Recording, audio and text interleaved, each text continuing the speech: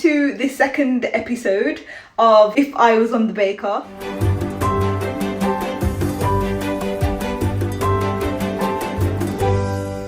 So this series is basically based on the Bake Off and what they're currently doing. So each week on the Bake Off they do a signature bake, and this week it was Brandy Snaps. My take on that signature is basically I'm going to be doing a chocolate orange Brandy Snap basket.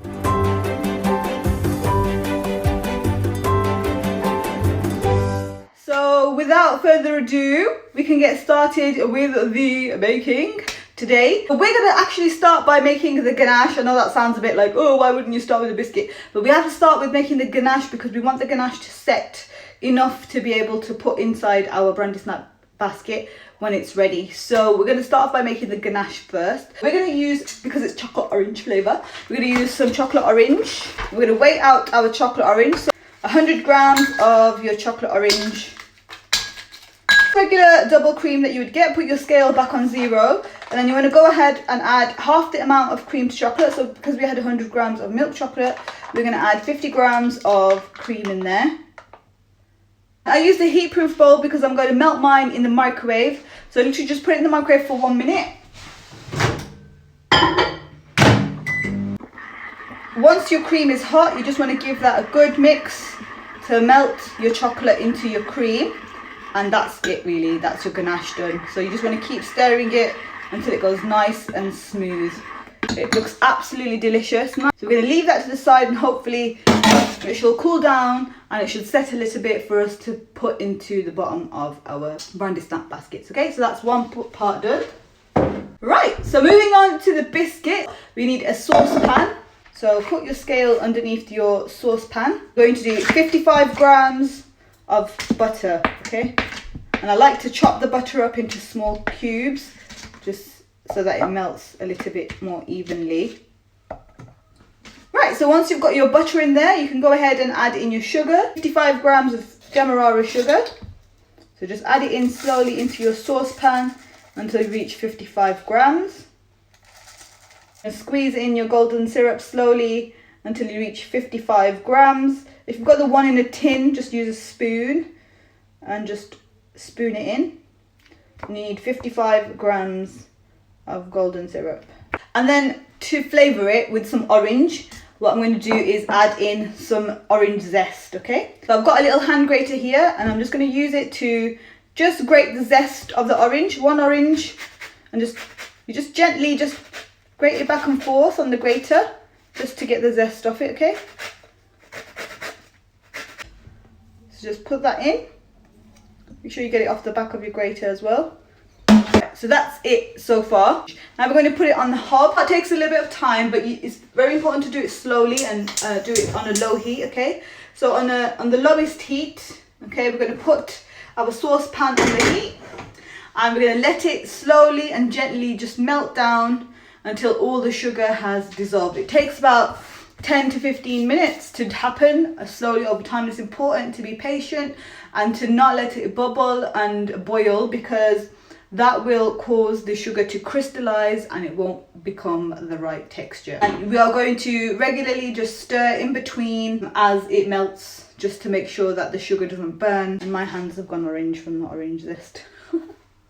So I'm just going to get a silicone spatula and I'm just going to give it a little bit of a mix. And we're going to just keep doing that every so often in between, just to make sure that nothing burns. While we're waiting for that to happen, we can go ahead and weigh out our plain flour. We need 50 grams of plain flour. And we're going to use this later once the mixture has completely dissolved, okay? Once you've weighed out your flour, you can now preheat your oven, okay? So the oven temperature is 160 fan, 180 degrees Celsius without the fan, and that is, I believe, gas mark 4. And bob your ovens on now, come back to your pot and stir again. Let it gently melt away.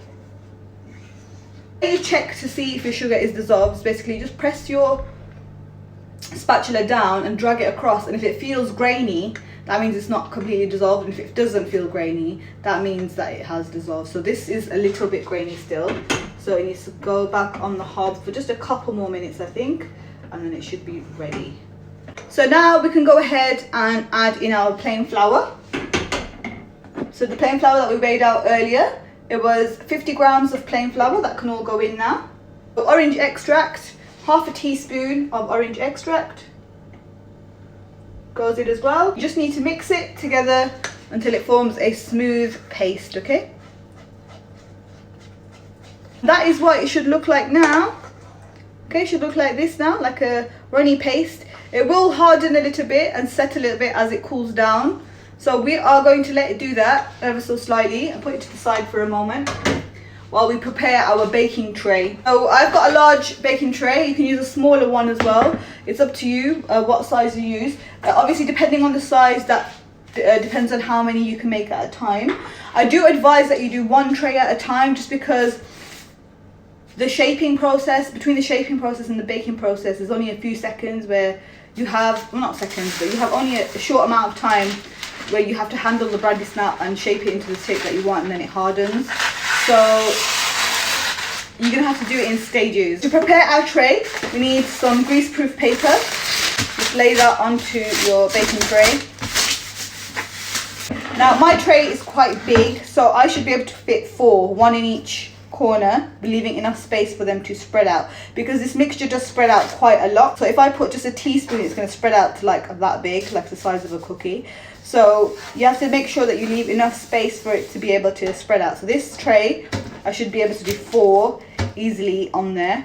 So you do 1 teaspoon of mixture with leaving enough space for it to spread out onto your baking tray. Just like you would when you fill in your cupcake cases, you're just going to scoop the mixture off one of them. So you want 1 teaspoon of mixture per biscuit. So I'm going to go in this corner first. And remember, don't make it right in the corner because it needs room to spread out a little bit. That was a bit messy. I'll try and do the next one a bit neater.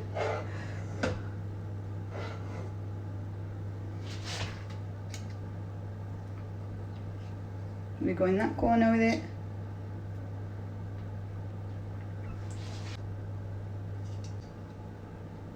But once it kind of cools down a bit more, it's not as hard to do. If your tray is smaller, then probably only do 2 on 1 tray. That goes in the oven now for 7 to 8 minutes. Don't make them any longer than that. For my oven, that's how long they needed. Obviously, everyone's ovens are a little bit different. At 160 fan, mine only needed 7 minutes. So in preparation for them coming out of the oven, we're going to prepare a muffin tray to shape them on. Okay, so let me just go get that. So I did use this one earlier. So this is a muffin tray and I've turned it upside down. Normally use it that way. I've turned it upside down. You just basically get some oil, okay? So any flavorless oil, vegetable oil or sunflower oil, and you grease the section that you're going to put your biscuit on, okay? So your brandy snap, when it comes out of the oven, we're going to let it cool for a few seconds and then we're going to peel it off and put it onto one of these. And you want to leave a distance between, because obviously you don't want them to stick together. So I'm basically oiling 4 of these sections because we're going to shape the biscuit around the tin. I'm going to move this out of the way for a second because we don't really need it right now. So let's get them out there. Right, as you can see, they're spread out quite well and they're nice and golden and they have a lot of air bubbles in. Don't know if you can, how well you can see that, but that is what they look like. Them to cool just for a few seconds, enough for you to be able to handle them. You can't move them straight out of the oven because they need time to set a little bit. So I'd say about 30 seconds, a minute. Let them cool down ever so slightly. Then when you get yourself a offset spatula, so something like this, or a knife, to be able to scoop underneath so we can peel them off the baking paper, okay? And then have your muffin tray ready on standby to shape them around there, okay? So they should be cool enough to handle now. So what I like to do is just lift up the baking paper ever so slightly, get my angled spatula, or you can get a knife, and you just peel it away from the baking paper, okay? And then just use that to scrape underneath the biscuit, okay? And then you pick it up, put it onto your muffin tray, and then shape it round. I'm going to move this out of the way so I can show you the second one on the tray so you can see it better. Lift it up, slide my spatula underneath. So at this point, you've only got like a few seconds to mold them. So I just place it on top okay, and then cup it round. It is a bit hot, so just be careful, and basically just mold it around with your hand, okay? Set really fast. So the first one that we did, this one has already set into a basket shape. How pretty is that? So let's make the filling now. Let's make the whipped cream filling for our brandy snap basket. So let's put these to the side. We're going to make some basically orange flavoured chantilly cream, okay? So the rest of our cream that was in our pot, we're going to pour it into a bowl. A teaspoon of orange extract to our cream. Add a tablespoon, or heaped tablespoon even, of icing sugar. So a good heaped tablespoon of icing sugar to sweeten our cream. You can always taste it, and if you want it to be sweeter or you want it to be less sweet, you can adjust the icing sugar amount that you put in there. That's absolutely fine. I'm going to pipe my cream in, so I'm not going to over whip it. Okay, I don't want it to go too stiff. Because as you're piping, it whips up a little bit more. So a tip for you is that if you are going to pipe your cream, then only whip it up to a soft peak. Okay, there we go. And that's it, right? So it's just started to hold its shape, as you can see, and that is as much as I want to whip it. I don't want to over whip it. Right, so once your brandy snap baskets are cooled, you can just leave them like this and store them in an airtight container, and you want to fill them just before you serve them, okay? So because if you fill them beforehand, they will get soggy, and the basket will get soggy and it'll just become soggy. So you can make them up to this point, make your filling, make your ganache beforehand, and then you want to fill them just before you serve them. So at this point you can just put them in an airtight container as they are, and then they're ready for you to use and fill when you need them to be ready. It's now time to fill and decorate our baskets, so get your ganache. It should be nice and set to a spreadable consistency now.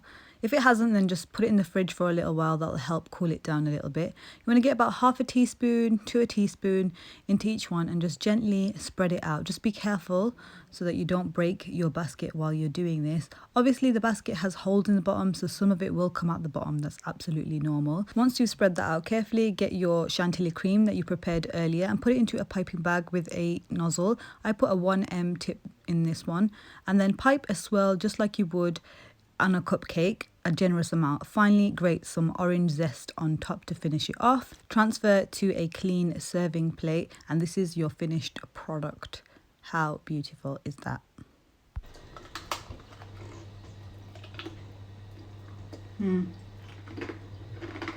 Nice. Take care everybody, and I'll see you next week. Bye.